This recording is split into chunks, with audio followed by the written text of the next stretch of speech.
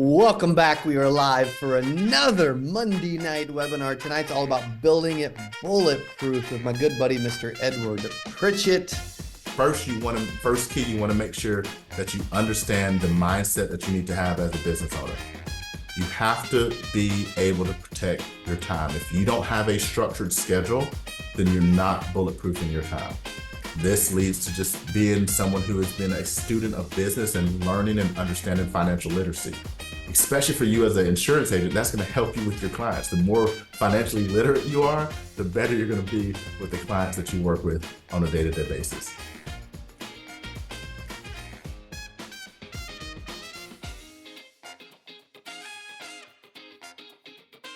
Edward, what's up, man? How you feeling?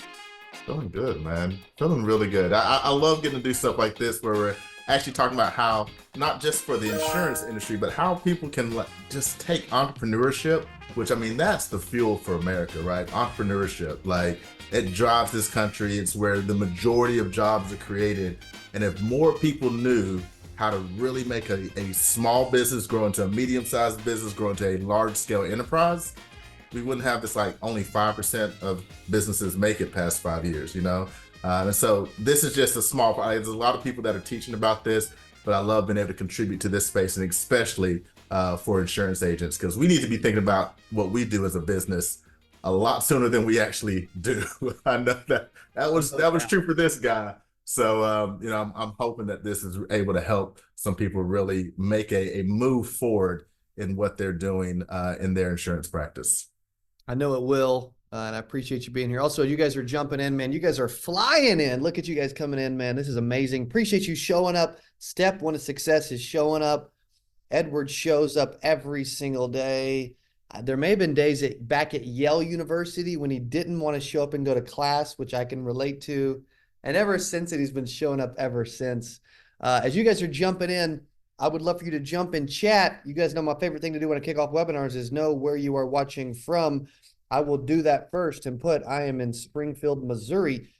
Edward, it looks like you're in Puerto Rico today. Yeah, I'll put that in the chat and see if I can do that to everybody here. So Dorado. Yes. Yeah, when you guys are jumping in chat, make sure you click to everyone unless you just want Edward and I to see. But so far we've got spring. Actually, I'm gonna see. Does the chat work, or do I accidentally have it turned off? Oh, I have it turned off. That's on me. I was like, where are you guys at, man? Where are you guys at now? There we go. There we go. I was like, I know there's a setting. I'm missing it. Well, I missed it. We got it now. Holy freak. You guys are amazing. A lot of Florida, Nashville, Georgia, North Carolina, St. Louis, Atlanta, but headed back to Dallas, Jersey, Spruce Pine, North Carolina in the house. That's what I like to see. Not many people know Spruce Pine. I know Spruce Pine. Shout out to my North Carolina fans. We've got Roswell, New Mexico. I think that's the UFO sighting town, right? I think, you know, I don't know. Do you believe in UFOs, Edward? Yes, it's way too big of a universe, my friend. Way too big of a universe. I love that. Cool, man. Look at you guys, man. Appreciate you jumping in. Looking like a Tar Heel fan in that vest, Edward. Hey, March Madness. It's like this is like the middle between I'm supporting Chapel Hill, but also Yale made it to the, like, not that we're gonna do like a huge bit of stuff in the tourney, but hey, we're there. So like I'm excited for it. Let's go, man. That is incredible. We have, Tori says UFOs are real. This is gonna be a whole nother webinar pretty soon. What's up, Cornell McBride? He was with you at SWAT, man. I love Cornell. What a good dude. See you there in Atlanta. Also, your pops, man, Theo Pritchett in the house in Asheville, North Carolina. Good to see you, sir. What a good dude right there, man. You guys have an amazing family, great group, great agency, and great people. And Edward is back. I don't know how many of these have we done together. It's been a handful or so of these over the last few years. Yeah, I mean, I think this is at least the third webinar like this that we've done together. I mean, we've done some just like interviews and just back and forth stuff, but yeah, this is the third webinar. I know we got more to come. Yes, we do. Well, we got over 100 on, man. People love hanging with Edward. I'm excited for tonight. We had also Edward, we've got some Keith has started working on the Agency Investors show. And he's been showing me some clips. We got Ultimate Agent done, so now we're focused on that. And I'm like, you know what? We need to bring that back. That was the funnest couple days I've had in a long time with that little group. And the team was like, dude, we had like a great group of investors for that show. If you guys are like, dude, I don't know what you're talking about. We have a Shark Tank style insurance show coming out in the next couple months. And Edward Pritchett is one of our four uh, insurance celebrity guests that are coming to hang out on that show. So we're excited for that. Yeah. Well, dude, if we don't let you get rolling, you will be here all night because I know we have a ton of content. I appreciate you being here. I'm going to spotlight you, make you the host, take it away, and you guys give Edward some love and say hello in the chat. Have an amazing webinar. Thank you, sir. Well, good evening to every single one of you. Thank you for joining. And those who watch this in the future, the whole goal of this webinar today, that the title is Build It Bulletproof. And we're talking about your business, right? Like, here's the thing with business, with any kind of venture that you get started with, it's going to come under attack. Bullets will fly. I don't know any way else to put it. I don't care whether it's a business, whether it's starting your family, whether it's, I want to build a house, I want to, go run a triathlon, I want to do something. Guess what? It's gonna be attacked by something, right? Sometimes that something is people close to you. Sometimes it's external. Sometimes, actually, most of the times it's internal, right? Like there's those internal shots that you're actually taking at yourself that's preventing you from being able to scale and grow whatever it is that you're trying to do into the thing that you want it to be. So that's the ideal behind this. And so what I'm going to do, I really want to keep this very succinct. The great thing that we're going to be doing after this is just the kickoff to a series of webinars that I'm going to be doing. I appreciate Cody for helping me get this message out there with this first one. After this, we're going to be doing more in-depth into the different aspects and parts that I'm going to discuss. So today is just going to be a high level, a general overview, some pointers, right? Some guideposts to point you towards. You have to be the one to actually go dig in and pull out all the knowledge that you need. Okay. Everything, this is not, we can't get exhaustive about how to build a bulletproof business in 1 hour on a Monday night. Okay.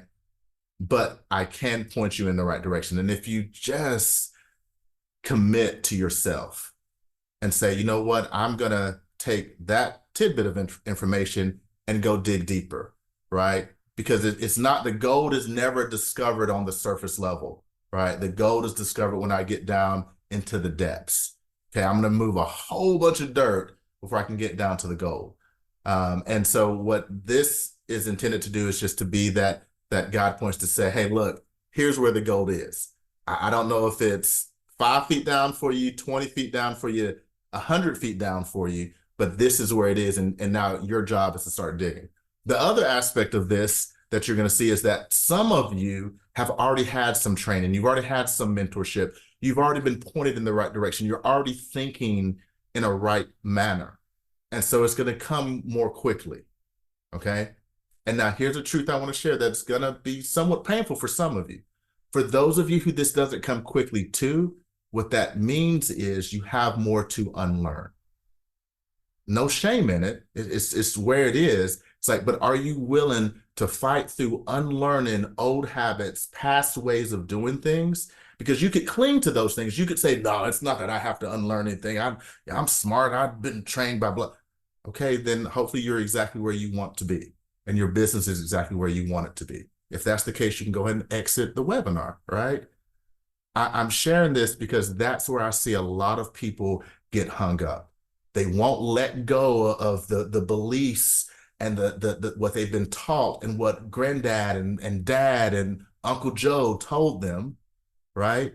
And when they don't let that go, even though they say they're hearing it, they say they're reading the books, they keep doing the same things in the real world and they keep getting the same results. So if you want something different for your business, if you really want that bulletproof business, a business that can start small, every business does, right? Amazon started in a garage, right? Elon Musk started in apartment, with a handful of college buddies, right? Like all these things have started something small. Warren Buffett started by getting his family and friends together and getting a whole bunch of people to give him like $5, $7, $10,000. Right? It all starts small, but the reason that they were where they are today is because they took principles that we're going to talk about right now and they implemented it and did them over and over with repetition, and they got better at it, and they were able to scale and go from a small size organization to medium to large to enterprise scale to global organizations. Okay. I can't take you to the global level. I can take you to a fairly large scale organization. Just to give my background, again, Edward Pritchett, appreciate Mr. Cody Askins and him putting all this together with 8% Nation and everything that he does for the insurance industry. I've been in the insurance industry now for just over 15 years. I've had my own independent agency for the past 13 years.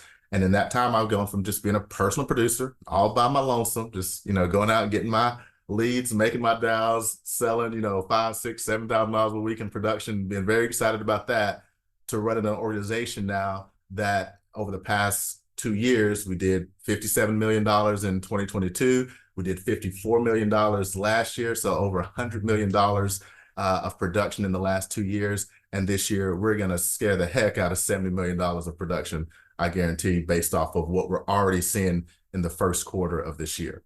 So I've been able to do that not by myself, but with a team of right now over 1,100 writing agents that are spread out across 46 different states.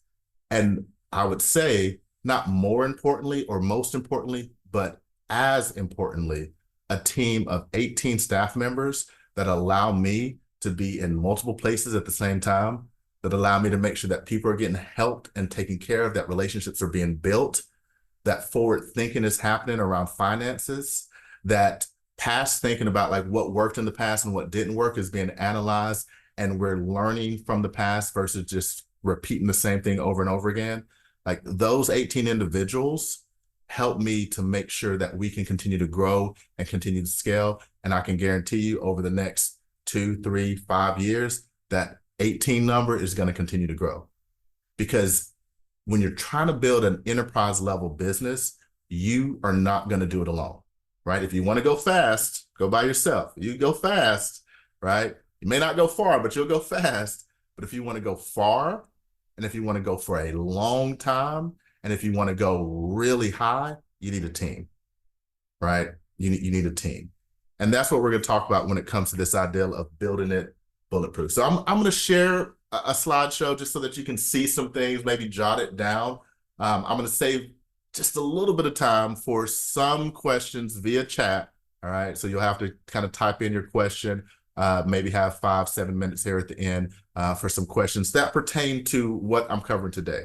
As I said, we're going to have future webinars. We're going to try to do this at least once a quarter. We'll get out the information of where you can register to be able to join those future webinars, where we're going to break down the different aspects of how to build your business bulletproof and get more into the nitty gritty and into the detail, and really get a chance to maybe workshop it a little bit, which I'm excited to be able to do. So let me share my screen here and we will jump in and get started.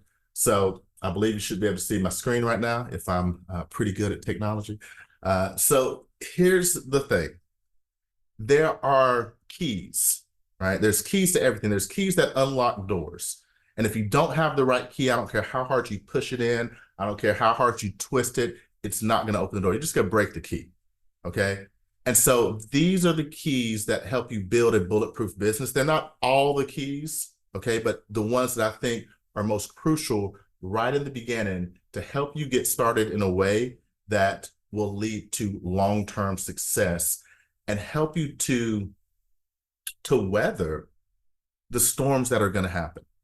And that's one of the things that you have to realize as you're, from a mindset standpoint, as you're starting any kind of venture, is that you're going to have storms. There's going to be issues. There's going to be problems. I don't care what IMO you work with. There is no perfect IMO. You know, everything doesn't happen exactly the way that you're wanting to happen. You're going to have to deal with time lags. You're going to have to deal with contracting errors. You're going to have to deal with commission errors. You're going to have to deal with, name it, right? And so if I have a business that's built in this bulletproof manner with an ideal thinking towards how can I be able to withstand the barrage of things that are trying to take me out, right? Like that's what a bullet is intended to do. A bullet is intended to pierce your flesh and take you out entirely. Okay. Our ideal here is how can you, again, be able to armor up, right? Be able to resist those when they come. All right. So it starts off with the business owner mindset. And that's why I started that by saying at first, like, there's this ideal that I'm going to start something and I have a system or I have a mentor or I have leads or I have this script and like that's going to take care of everything. Okay. That won't take care of everything if the mindset isn't correct. Okay. We're going to delve into the thought processes and strategies that successful business owners utilize all the time. That's what we'll have to be looking at throughout every aspect of building a bulletproof business, because it all boils down to how am I thinking, okay? This is going to come to time management techniques, how you're goal setting, financial acumen, right? Like you actually have to, if you're trying to make money, you have to learn something about money. And then the art of delegation. So those are going to be kind of the four keys that we're going to be talking about. If you adopt these, you're going to be able to streamline your operations, empower your team, and be able to grow your business to just unparalleled heights. Because people who do this and do this well, they're in high demand because so few people spend the time to cultivate these things, okay? So let's start off with number one. Business owners are strategic thinkers. So what is a strategic thinker? Are you planning for just, especially for insurance agents, are you planning for the commission that you need to make today, tomorrow, this week, this month? Are you looking forward to the next quarter? Are you looking forward to a year from now? Okay. My recommendation as you're first getting started in this business, you don't need to be thinking in the 3-year, 5-year goal, but you need to have an ideal of where you want to be a year from now. You have to have a plan for the next 6 months, and you have to have a very clear schedule for the next 90 days. Start thinking about your business in the terms of a business quarter, right? It gets you to think that this is actually a business versus this is just a sales gig that I'm jumping into and I'm just trying to make some commission right now. All right. I'm thinking strategically. I'm laying plans out. Okay. They talk about chess masters are able to see 5, 6, 7 moves down the road. Like I play chess, or I can play chess, but I don't play chess. Like, I'm thinking about like, what's the next, like, does it moves up and to the right or up and to the right? Now I'm just playing the next move. Okay. But a master is thinking not just this move, but okay, if I do this, they're going to do this, then I'm going to counter here, and then I'm going to go there. And right. They're thinking down the road. So when you're starting in this business, what are the things that you need to have in place for the next 90 days? How does that look in your schedule? Where are the resources, the systems that you need, right? What's the next 60 or the next 6 months look like? And then where is that going to take me if I continue down that path? Where should I be a year from now? And then 90 days from now, whenever I actually do that first schedule, 90 days from now, I get to reevaluate that, make a new 90-day plan, move out like what the next 6 months is going to look like. And then I might be able to reevaluate, man, I could be further ahead than I thought I would be a year from now. So that's thinking strategically. Thinking strategically is really thinking with a calendar in mind. That's the strategy. Like the strategy is the next move. And what next means is that's a movement in time. Okay. So strategy is someone who thinks not in one dimension, but I'm thinking in two, the present and the future, right? I'm planning for that next step. Now, they also understand, this is how business owners think. They have a deep understanding of their target market and industry trends. This is why I love Cody so much. It's because he's putting out information to the insurance world, to agents, to help educate them about like what's going on in the industry. It's why our podcast that the Pritchett Agency does, Life Insurance Today, is about like what's happening in the industry, what's happened in the past, what's happening in the present, and what are some future trends. These are the things that guide business owners to get to that next place. Like if Jeff Bezos had only thought about books, would Amazon be where it is today? They'd probably be the #1 seller of books in the world, but like, are people buying that many physical books that more? Yeah, they are. Like, it's not like they've totally dropped off, but people are buying a lot more on their Kindle and their Nook and everything else. But are people buying a whole bunch of other stuff? Yeah. And has Amazon taken advantage of that? Yeah. So Jeff Bezos didn't think, am I in the book business or I'm in the sales or the ordered fulfillment business, right? And so he started to understand, okay, who's my target? Who's coming to our website? Do they just want books, or are there other things that they want? How can we get them those other things? What's happening in this industry, right? And he was able to guide Amazon into the behemoth that it has become today. Business owners are decisive and action-oriented. Decisive and action-oriented. This doesn't mean that I'm making decisions all the time, but when a decision has to be made, I make a decision and I make a commitment to that decision. Decide, like if you go back to the root word of decide, it's to cut away, right? If I'm making a decision, I can't walk both lines. I've cut away one option, I've gone with the other. And that's what it takes to be a business owner. If that's something that you struggle with, where can you find resources? Where can you find counseling? Where can you find support to help you develop that talent, right? What are some little decisions you can make right now throughout your day? Right, and this is a weird one. I know there's gonna be some people here like, oh, that's kind of weird. It's talking about brushing your teeth on a business owner's training. How about brushing your teeth? It's a decision that you make every morning, right? When you brush your teeth. Some people, it's right when they wake up. Some people, it's like after they take a shower. Some people, they go about an hour and a half, they've had some coffee and do a whole bunch of other stuff, and then they finally brush their teeth. I don't know about those people. That seems a little weird to me, but now I'm a first thing in the morning, right? Like, as soon as I wake up, like that tells me I'm awake. And I made a decision, and that decision has now become a habit, right? So what are some small decisions that you can make in your day to start getting you into the practice of being a decider? A business owner is a decider. You're going to be faced with things that somebody's going to put to you and say, do you want A or B? And you have to be able to take the information that you have and make a decision. How can you put yourself into places where you can make more decisions? All right. And this is what we mean by action-oriented. They want to. You have to have a desire to be the person who makes the tough calls. Lastly, as far as the thinking process, business owners prioritize efficiency, right? How can it be more efficient? I always talk about it in the sense of, to myself and my team, effective and efficient, right? I want efficiency, but I want it to be effective. I want efficiency and I want it to be effective. How can this be more efficient? How can we cut out some steps? How can we simplify it, right? The human mind, for whatever reason, especially the male human mind, tries to complicate things, right? We tend towards complexity. We want to make things more and more complicated all the time. So how can I pull that back? How can I say, how can this be more efficient? Because if it takes me a lot of steps, someone who doesn't know it as well as I do, how many more steps is it going to take them? So the more efficient I make any process that I do in my business, the more efficient that I make it for my team. And this is going to come back here in just a little bit when we start talking about the team building aspect, okay? So let's talk about this other key, all right? So we talked about thought, okay? What about our time? What about our time? It's your most valuable asset. It is more valuable than money, okay? Because you cannot, I can get money back. I can always earn more money. I haven't figured out a way to earn more time.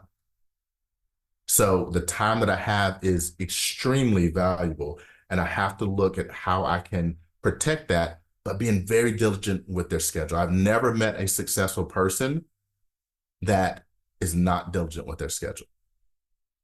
Maybe if they're like at a different stage and like I'm kind of semi-retired and kind of hanging out, they're not as precise about it, but I promise you, when they were going through it, when they were building, when they were growing their entity, they were very consistent with their schedule if they became successful. And here are 4 areas, and I'm trying to keep this thing in 4, so as you're writing this down, okay, 4 areas for your daily schedule that if you do these things, you'll become successful, right? I'm someone who has a structured schedule that is also, looked at by a mentor that incorporate SMART goals, some of the other things we're going to talk about in just a minute. If you do that consistently and do that in a structured and scheduled way, you can't help but be successful because you're doing that universal success principle of managing your time wisely. And that's always going to be rewarded. Okay. Number one, planning and strategizing. There has to be a time to actually plan out your schedule. The day of is not that time. When I go to bed, I know, like I already know what tomorrow holds to a certain degree. I mean, there's only one that knows everything that tomorrow holds, but I know what my calendar holds for tomorrow, right? So I'm gonna spend some time ahead of time.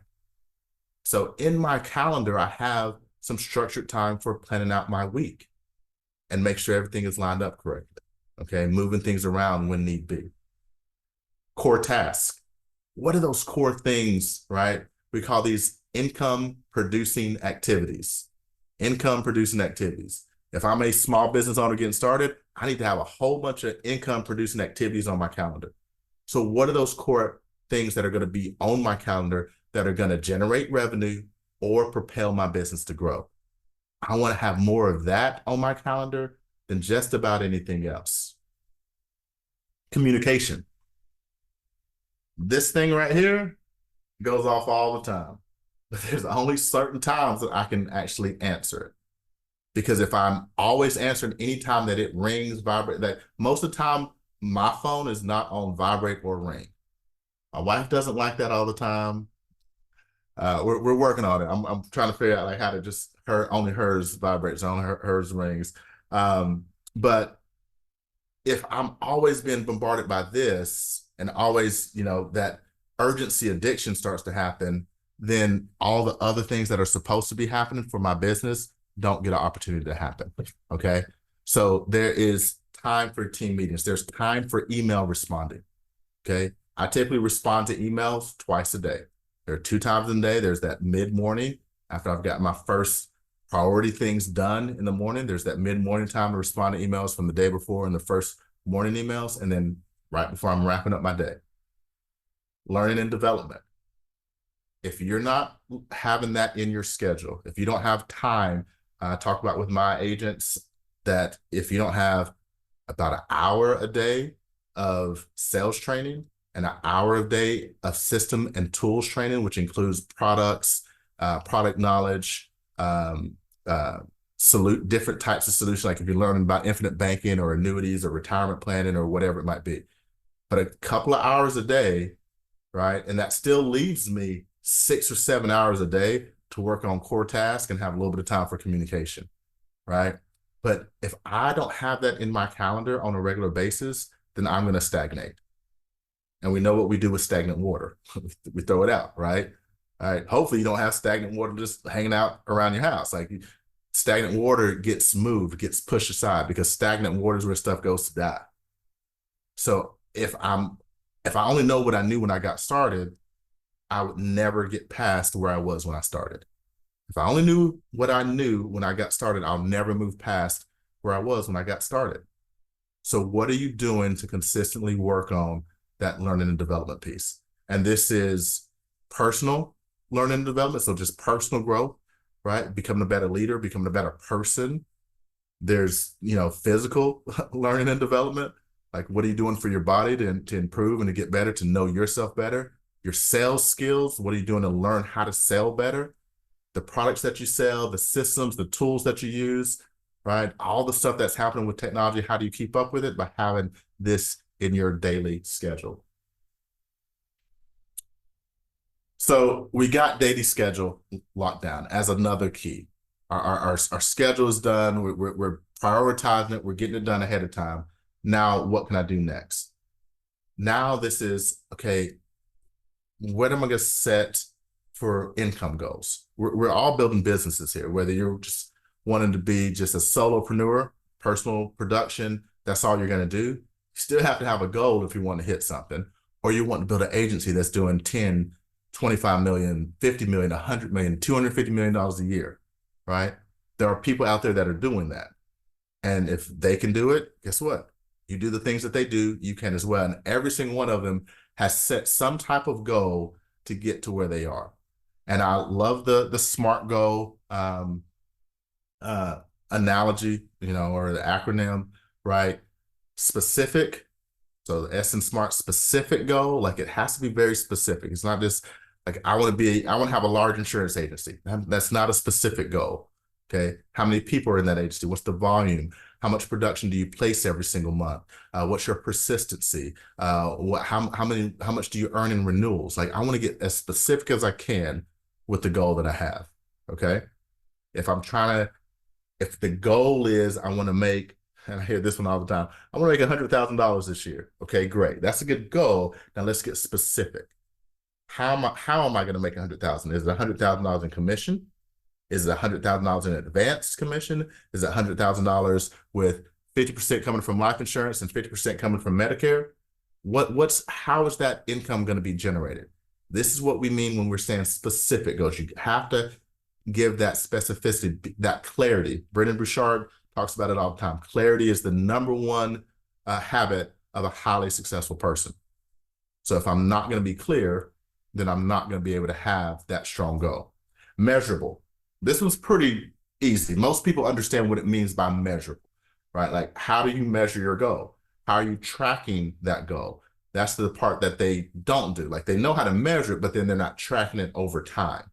So if I measure something, it's not just measure once. I want to measure and then measure up until I actually achieve that goal. So there's this tracking aspect to measurability that I have to be able to incorporate in there. So if I don't have systems for tracking it over time, it's not going to work for me. Achievable. Now, the achievable part, I think this is one that all you have to do is just have a mentor, right? You never know what's achievable yourself. If I only went after goals that I thought were achievable, there's plenty of goals that I may have never shot for. Achievable means I have counseled with someone else outside of me. I would not set a high goal if someone didn't say, you know what, I've seen so-and-so over here do that. You could probably do that too, right? Or I get around, I go to an 8% conference, right? Or I go to a SWAT conference or any of the industry conferences that happen throughout our industry all the time. And I see on stage someone who has achieved something that I want. And then I go talk to them afterwards. Say, hey, how did you do that? Do you think I could do that? Right? If I find mentorship, if I look for others who have made it, I don't have to have them write out the plan. I just need to know that it's possible. But I don't want to just depend on me to understand what is achievable. Does that make sense? And I can't see anybody right now, but I'm hoping that you're nodding your head up and down. Like, yes, that makes sense. But achievable, the achievable part of a SMART goal means I have found someone who has shown me that it's possible. And if you haven't found someone or don't know of someone who has done what you're looking to do, I would question whether it's achievable. Right? Now, this doesn't mean, because here's the thing, we're not talking about flying to Mars. Okay? Now, Elon Musk has gotten himself to a place where he can set this, and it's still a SMART goal for him because the dude's building space shuttles, right? He's building rockets that can land straight up and down. Okay, so he's getting some feedback from somebody else. Like somebody has told him that's achievable. For us mere mortals, where you're wanting to go, there is someone who has gotten there. I promise you, for the majority of you, okay, right? And for the majority of goals, there is someone who has gotten there. And all I need to do is just be able to find that person so I can know that this truly is achievable for me. Now, the goal has to be relevant. What do we mean by relevant? Relevant means that it has to actually go in line with what I'm doing. There are some people who set goals that for their business that, I'm sorry, your business is never going to help you attain that. Like, my goal is for my business to fix my marriage. And those two things don't add up, okay? You got to do some other stuff to fix your marriage. Just having your business work is not going to fix your marriage, okay? So is the goal relevant to the activities that you're doing that are going to lead to you actually being able to achieve that goal? And then lastly, time bound. Okay, and this goes back to this ideal of it being measurable. There has to be an endpoint to this goal. This isn't a like, one day in the far future, I'm going to be XYZ. 6 months from now, 12 months from now. I would really be careful with going anywhere beyond 18 months because just human being, like we just don't really, like we say we think that far, but we don't. I know the Japanese have 100-year, 500-year plans for their companies and businesses, and maybe on that scale you can do that. But for most of us, all right, let's start off with what am I going to do in the next 6 months? What am I going to do in the next 12 months? What am I going to do in the next 18 months? Because you have to be the one to hold yourself accountable for that. And if you can't feel a little pain that, hey, it's coming up, if you can't put yourself between a rock and a hard place and drive yourself forward, more than likely, it's just not going to happen. And it's not a smart goal. So as you're setting your income goals, make sure they meet this definition of smart. If you haven't heard that, it's right here. You can, you Google that one, it's all over the place, okay? And just think back to what I talked about. Like everybody has their different ways of talking about the specific, measurable, achievable, relevant, or time bound. Okay. But you have to be able to work that out for yourself as you're setting those goals. Does it meet this criteria? Okay. The next key is cash flow. Okay. I've set some goals, trying to build up to build and grow my business. I have to be able to manage cash flow. This is where we start getting into that learning and development piece. Like hopefully that's been scheduled in your calendar and you're spending some time learning about like how to run a business. I know MBAs that don't know how to run a business, okay? Just because you have an MBA does not mean you know how to run a business. I know people who have no high school education that are amazing at running a business because they learned from people who ran amazing businesses, okay? Stole this image from Business Made Simple. Thank you, Donald Miller, but I'm giving you credit. I'm not making any money off of this, so hopefully I can use it and you're okay with that. But in Business Made Simple, it's a micro MBA course. So if you haven't heard of that book, excuse me, if you haven't heard that book, you can pick that one up. That's one to add to your development schedule for being a business owner. But cash flow is what drives your business. In this example, cash flow is the fuel. Okay, cash flow is the fuel for your business. If there's no cash flow, you don't really have a business. Okay, when we talk about that movement of cash in and out of your business, we want it to be this flow because, again, if it just gets there and stagnates, that doesn't mean your business probably isn't growing. Okay, there's income, there's expenses. If I want to get the income to grow, I'm going to have to use money and purchase some expenses that lead to me generating more revenue. And this is, it's a simple ideal, but if you really start thinking about your business in the terms of what does the cash flow look like? Am I getting a good return on everything that I'm putting out? This is where it leads you into learning about a profit and loss statement and a balance sheet. And again, there's going to be future webinars where we're going to go deeper. But for this one, is just to give you the general ideas. You have to go and do your research, do your study. But the key ideal here is cash flow. If you can't explain the cash flow for your business, if you don't know how the income that's coming in is being generated by the revenue that I'm spending, and I can't put some kind of multiple on that, like if I spend $1,000, how much is going to come back in? If you don't know that for your business, you don't have a business yet. Doesn't mean you're not starting. It doesn't mean you're not moving towards that. But that's how a business owner thinks. They know that if I'm going to spend $1,000 on this marketing campaign, I need to see a 4X return. I need to see $4,000 come from that $1,000 that I spent. Maybe I need to see a 10X return. But they know what those numbers are. And that way, whenever they're putting money out, if they don't see the right money come back, they don't keep putting money out, because what that ends up leading to is if I keep putting money out and cash flow is the fuel for my business plane and I keep putting it out, but I don't have anything coming back in, right? Like I don't have that refueler plane flying above me, connecting the hose and refilling my plane up. What's going to happen to my plane when I run out of fuel? It's going to crash and burn. So cash flow is king. It's the lifeblood of any and every business. And understanding what's happening with your cash flow is what makes someone a successful versus an inept business owner. If I can't explain where the cash is flowing, I don't really understand or know my business.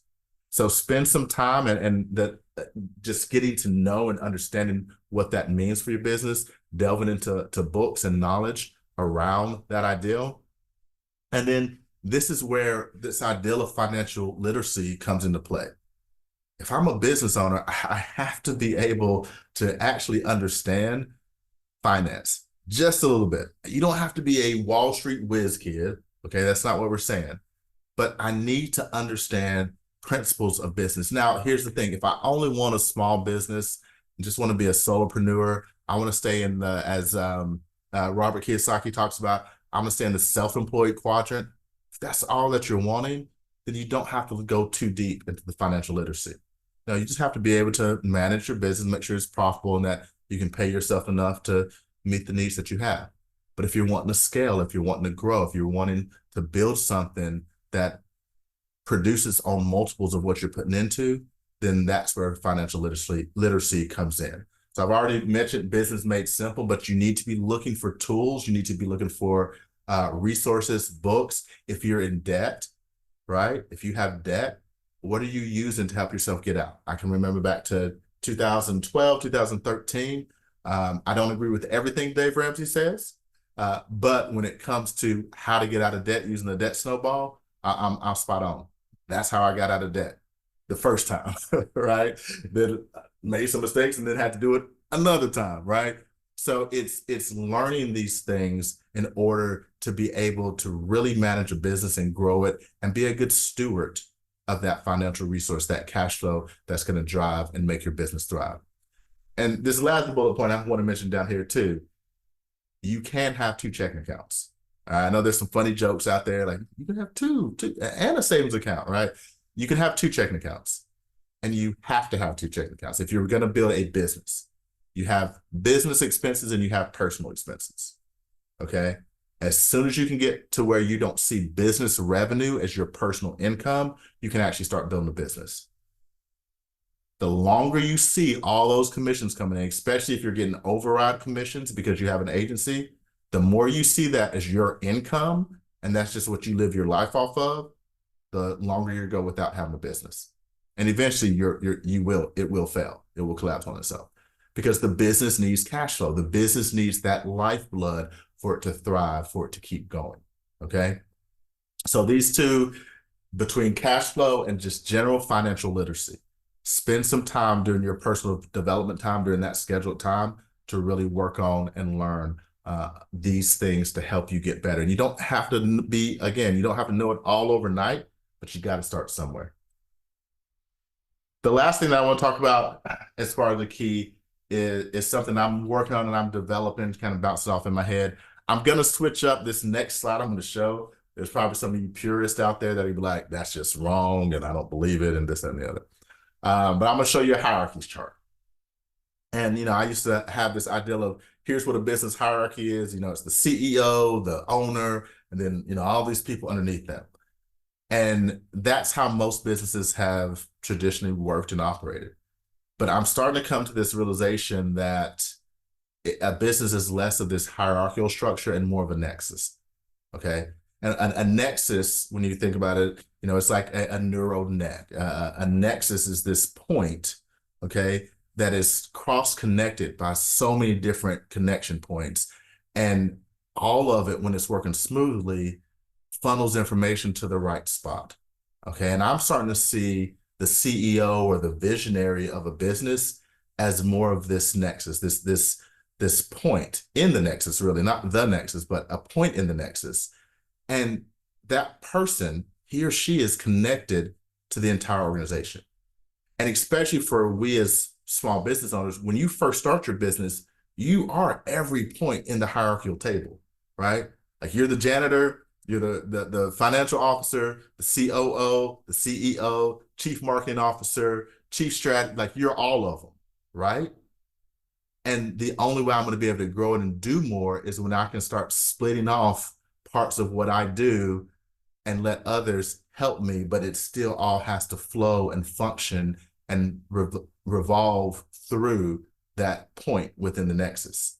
Okay. And that's why I just don't think it's just this, I'm at the top, and like if I'm at the top, I'm thinking everything's supposed to flow up to me and I just flow things down. But that's just not how business works from what I've seen. It's much more organic about that. I want people on the sides and on the bottoms to be able to communicate where they need to. There's still structure in that. There's still pathways that we follow, but it's much more organic than this pyramidal shape that I think most of us are used to seeing. So in order to create that nexus, here are the two things that you have to be able to do. You have to love the system and not the job. We all know what job, or been told what job stands for, right? The just over broke joke, right? There are jobs within a business that have to be done. And in the beginning, I have to do those jobs. But it's not about the job, it's about the system. It's about the system that I'm creating. And if I love the system, then I'm creating something that it doesn't require me. I see people get so stuck on this one aspect of their business that they have to do. They'll never relinquish it to anybody else, right? And then that becomes the place that holds them back from being able to move forward. So loving the system and not the job is key to be able to create your nexus. And then desire someone who can do it better. I am always looking for someone who can do something better than me. I do not have to be the expert. I am totally okay. I want to entirely replace myself in every aspect of my business if I possibly can, as soon as possible, and in the most effective and efficient way, right? But I have to have that desire. I can't think that, well, I know better. I'm smarter. I've done this longer. Well, that's going to keep you working a whole bunch of jobs for your company, a whole bunch of jobs for your business. And eventually it's just going to leave you by yourself, being that solo entrepreneur if you're thinking that you're trying to build a business. So in order to create this nexus, you have to be able to do those two things: loving the system and not the job, and wanting and looking for, desiring, making that a strong passion to find people who can do it better than you and celebrate them for doing that. And I'm so glad you're here, because I was horrible at doing that. You play that like like Kenny G plays the saxophone, right? Like that's who I'm looking for. I'm over here just beating up the saxophone, and you play it like Kenny G. I'm looking for the Kenny G's, right? So this is just an ideal of what that new accountability chart looks like in my head for my organization. The visionary, that's you're there in the middle. I have an integrator who I actually put the integrator above me. All right, I put the integrator above me. The integrator is kind of wraps around, kind of bookends the entire organization. For me, there's conversation with that integrator. That's, some people would call that the COO, Chief Operating Officer, right? Then you have someone who's maybe managing operations, the day-to-day. You have marketing and sales, especially in what we do, like who's doing the marketing. Again, in the beginning, all these positions are you, but like eventually, like who's doing the marketing, who's running the social media, who's actually doing the sales on a regular basis. Maybe that's your independent agent. Maybe you have W-2 agents working for you. Who's handling the finances? Accountant, bookkeeper in the beginning, maybe, and then eventually a chief financial officer, right? And then those people are going to have people who are helping them do their jobs better. The marketing team might have one person that does social media, one person that does email marketing, one person that does recruiting marketing, one person that does client marketing, right? But all these, and hit some of the lines, we got to find a better way to be able to visualize this. But even those folks that are down there in those functionary roles, they should have lines feeding up to all the other parts of this organization too, because that's how organizations that are being truly successful run today. Communication is shared, communication is open. There's something that's happening in finance that somebody in marketing may need to learn about. We have my staff has a level 10 meeting every Monday. Everybody is on it. Every different branch within the organization gives out their reports of what's going on and what's happening. And while sometimes, yes, it can get to where it's like, oh, that's boring. I've heard about this part of finance before. Sometimes there's something that's said that's like, oh, you know what? I need to connect with them because there's some cross interaction that needs to happen here that's going to help the organization. And so again, thinking of it as a nexus and not just this strict hierarchy chart can be very beneficial to how you start to not only build your team, but now how you start to, as I said, I'm going to love the going back. I'm not going to love the job. I'm going to love the system. So if I love the system and I'm building this out, what am I doing whenever I'm the one in the marketing role? How am I creating a system and a process so that when I bring somebody in, they can go and, again, play it like Kenny G plays the saxophone, right? How can I build out a system for this particular job so that whenever I bring somebody in, they're able to go and really flesh it out and bring out the nuance that maybe I couldn't do because that wasn't my skill set. And then that allows me to be that visionary that's coming up with ideas, that's working on the relationships, that's keeping the culture of my business intact, that's developing leaders, that's making sure that cash flow is being thought about, not just by the finance department, but within the entire organization. All right.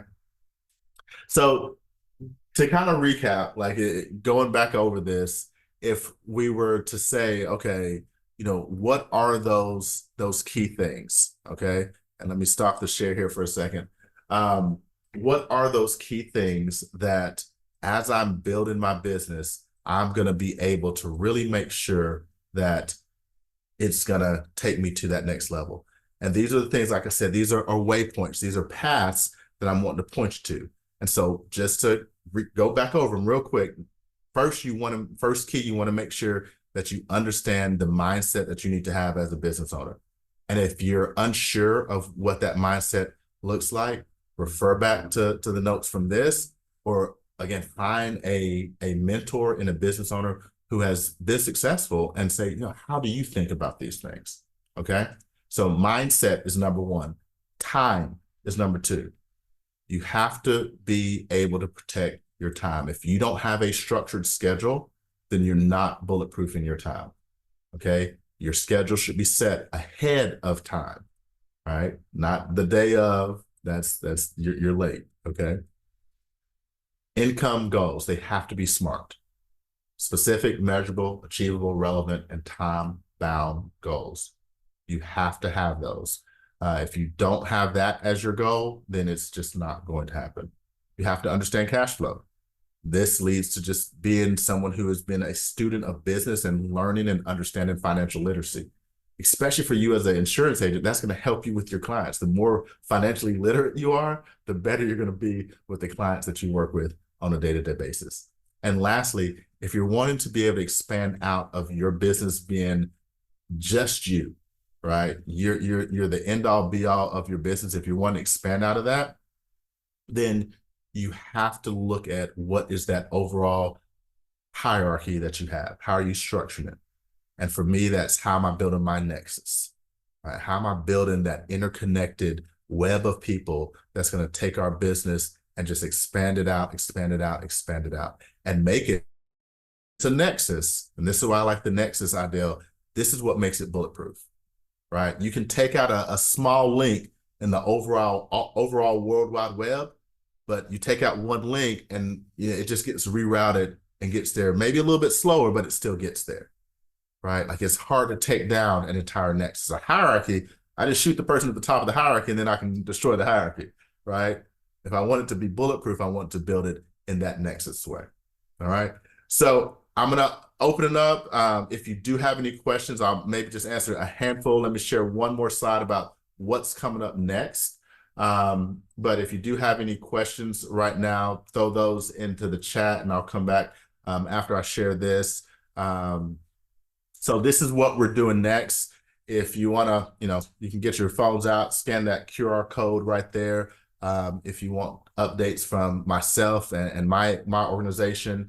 But we're going to be launching a webinar, like I said, once a quarter. So this is Q1 of 2024. So we'll have one coming up in Q2, Q3, Q4, and then we'll wrap this up in Q1 of 2025. But we're going to cover in our next series, I'm going to have my COO on with me. We're going to cover operations. I'll have one of my financial officers with me for finance, my marketing team, talking about marketing and what that looks like and how we build things out within that. And then last but not least, business analytics. How am I tracking? How am I keeping up with the things that I do and what's happening in my business so I can improve at them over time?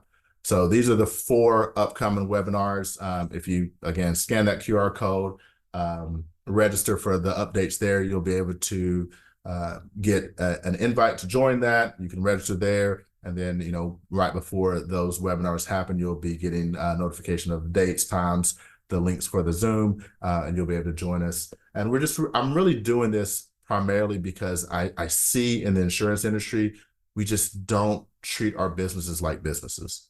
And if more of us did, man, the independent channels would do so much more volume than we do. The reason that I think that at the last look that I took in the Treasury Department report on the insurance industry from last year, that right now, about 87% of insurance premium, and remember, this is over $1 trillion a year in life and annuity premium that flows to insurance carriers in the United States. 87% of that came from the captive world. Only 13% of that came from the independent market. We can do a lot better than that, a lot better than that. And there's so much opportunity in that for each and every single one of you. All right. So let's see if we have a couple of questions before I close it out here this evening. And again, just really give a lot of thanks to Mr. Cody Askins for just giving me the opportunity to share with you all. So that just, I can't be more grateful for him for what he has been doing. All right, so I'll take maybe about 5 minutes. We're almost at the top of the hour. I told Cody that I'm going to keep this one to an hour. Last time we went a little bit long. I just started answering a whole bunch of questions. Some of the quick ones that I'm seeing, are the webinars free? Yes. There's no charge for the webinars. You sign up for the updates in our newsletters. We'll send that out to you, and there is no cost for the webinars. This webinar was about 6 months too early for me, and that's fair enough, right? Like when you're first getting started, the first focus that you should put on is being a solopreneur, right? Like you just need to get out there and just produce, start making some income, learn how to sell an insurance policy, okay? But I'm glad you got this in the back of your mind, right? Because there will come a time where you'll be able to use that this knowledge and this information as you desire to build up a business. Are you really writing 55,000 a month? So much income while being so busy. Yes, there are some months that I have written 55,000 or more in personal production. I have a production assistant that I work with that's called, again, you can leverage how can you be more effective and efficient with your time. And there are some parts of reaching out to clients that I don't have to do. Okay. So when you're making income, if I'm going to spend some revenue to cause more revenue to come into me, then I'm going to do that.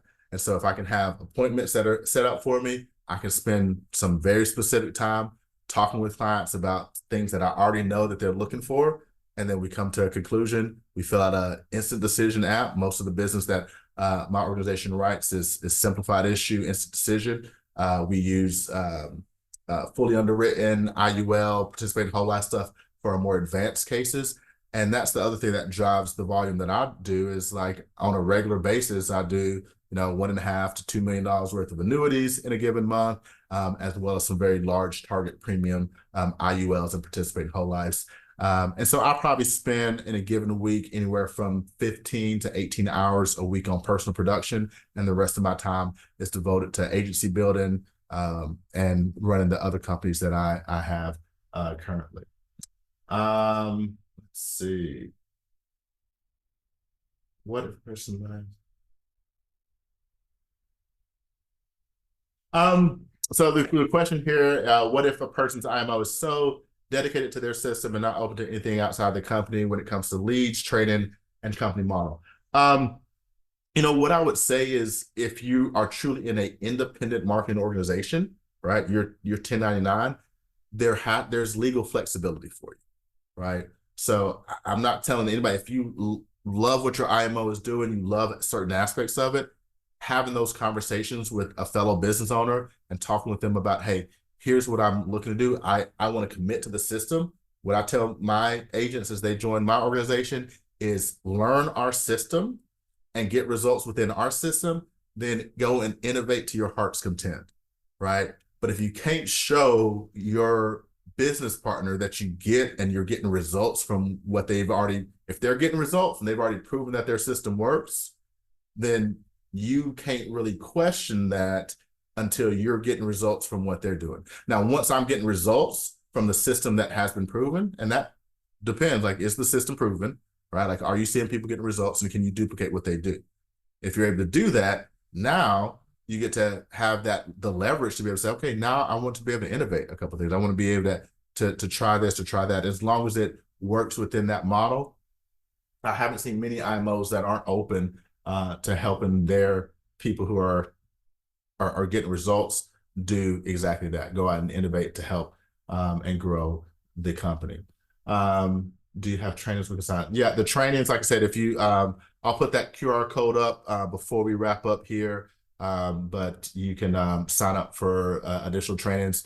Go to Life Insurance Today on YouTube. I typically put out something at least once or twice a week, things that I'm thinking about, things that I'm researching and learning. Also, of course, Instagram, the Edward Pritchett, the Pritchett Agency on Instagram and TikTok as well. So if you want to hear more of what I'm learning and what I'm discovering myself. Again, I don't claim to know everything about this industry or in this industry. I just continue to be a student of the industry that we are in. Top 5 business books. I won't give you 5. I'll just give you, I'll give you 3. Business Made Simple, which I've already talked about. I really, really love the 6 Habits of Highly Effective, Successful People. High Performance Habits. Sorry, at the end of the day, I'm starting to lose my train of thoughts, but I have it sitting right behind me, so that makes it easy. High Performance Habits by Brendon Burchard. Definitely one of the top ones there. And then this one, I prefer the audiobook. There's a 2-hour, 2.5-hour audiobook that Tony Robbins does of the Awaken the Giant Within. The full book is just like this huge tome. And I've never really known someone, like maybe someone read the whole thing. But his 2-hour audiobook of it is an amazing condensement or condensation.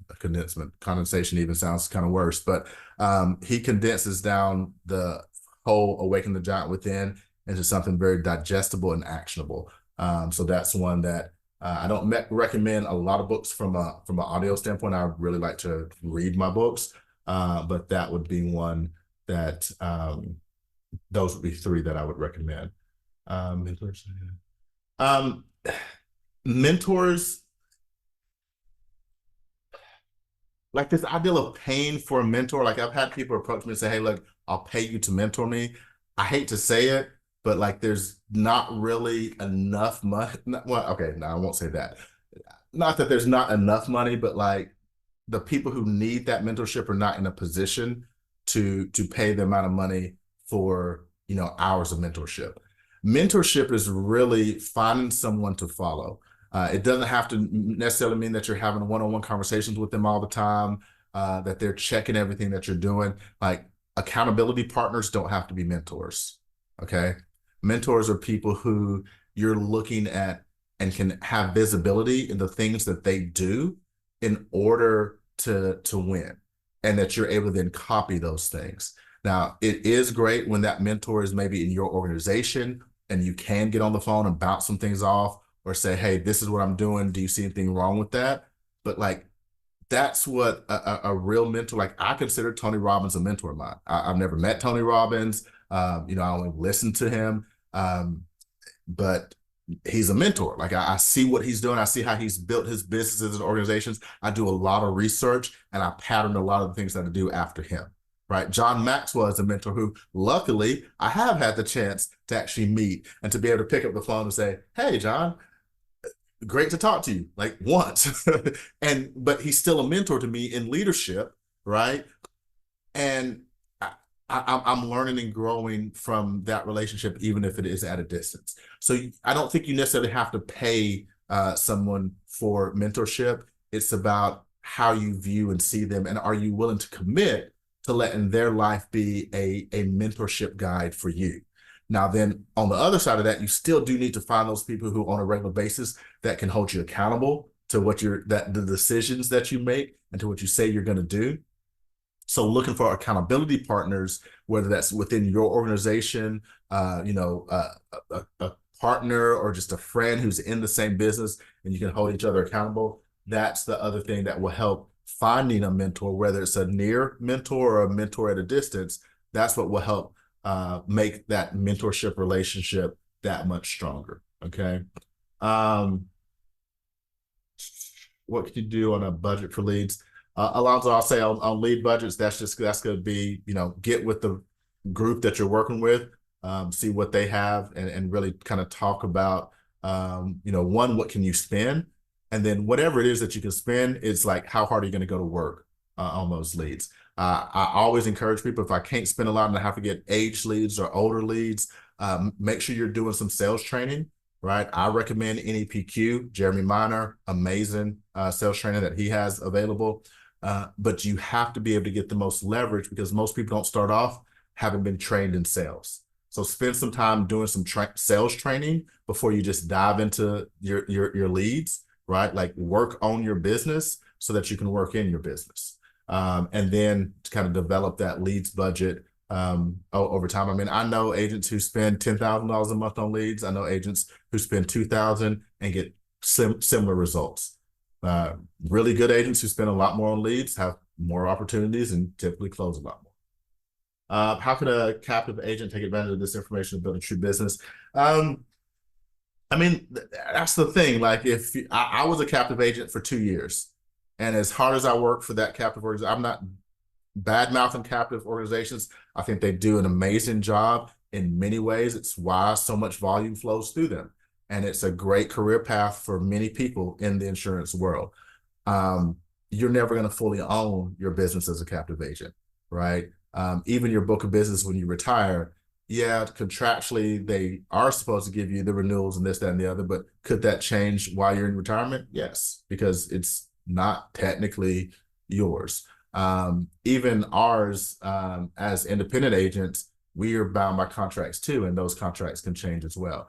So I can operate my business as best as possible as an independent agent and have some level of ownership. And you just have to look for those places within the captive world and within what your contract allows to build your business. The principles, though, are the same, right? The principles about cash flow for your organizational structure within a captive agency, like that's still the same. Like all the other principles, like I have a lot of good friends who have either State Farm, Farm Bureau or agencies, and while they're captive, they still are business owners, right?